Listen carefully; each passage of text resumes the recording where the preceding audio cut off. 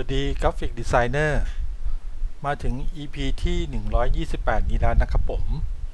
EP ที่128นี้เรามาใช้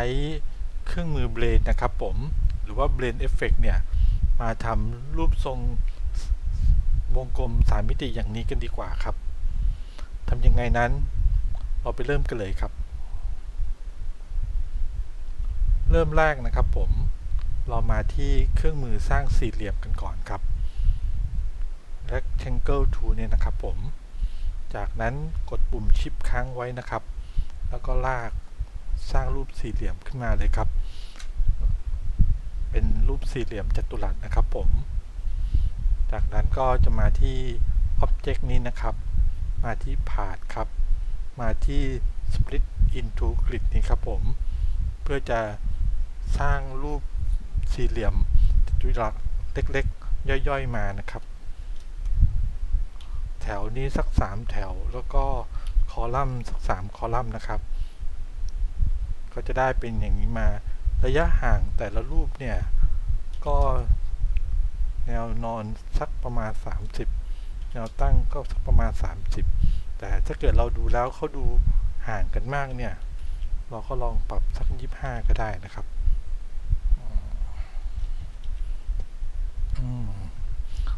เมื่อดูเห็นว่าใช้ได้แล้วก็กดปุ่มโอเคครับตอนนี้เราก็จะได้รูปสี่เหลี่ยมจัตุรัสทั้งหมด9รูปนะครับเลือกทั้งหมดมานะครับผมแล้วก็มาที่ Object มาที่กลุ่มนี้นะครับ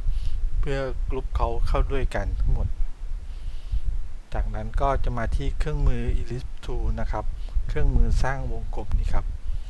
เราก็สร้างรูปวงกลมขึ้นมาเปลี่ยนสีดำนะครับ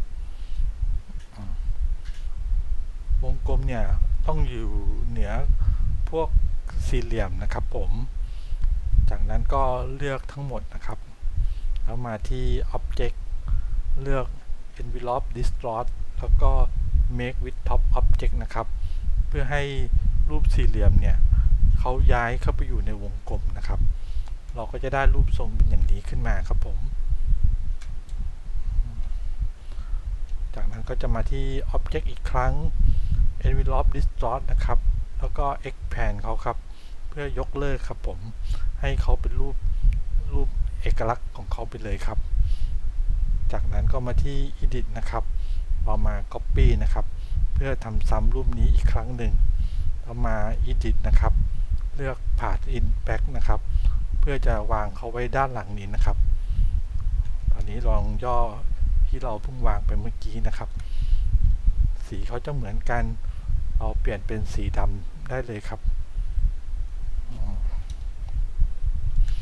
ก็มีรูปทรงอยู่2รูปนะครับ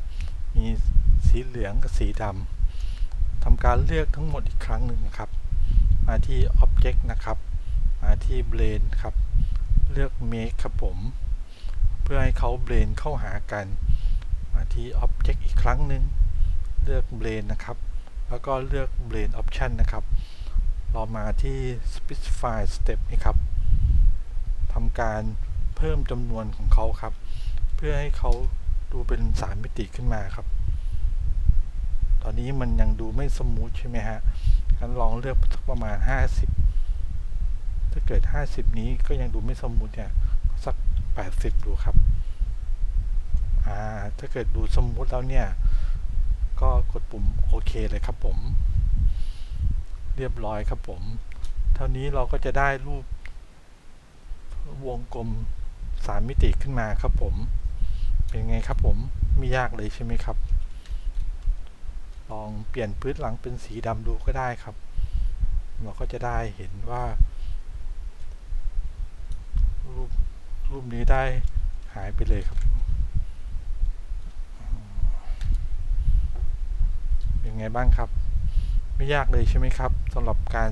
สร้างรูปทรงวงกลม3มิติอย่างนี้ครับลองเอาไปทำกันดูได้ครับผมเป็นลูกเล่นหนึ่งที่ทำให้งานกราฟิกของเราดูน่าสนใจมากขึ้นอีกสำหรับ EP นี้ถ้าเกิดชอบฝากกดไลค์กดแชร์กด Subscribe ด้วยละกันครับสำหรับ EP หน้าจะเป็นเรื่องอะไรนั้น ฝากติดตามด้วยละกันครับสำหรับ EP นี้สวัสดีครับ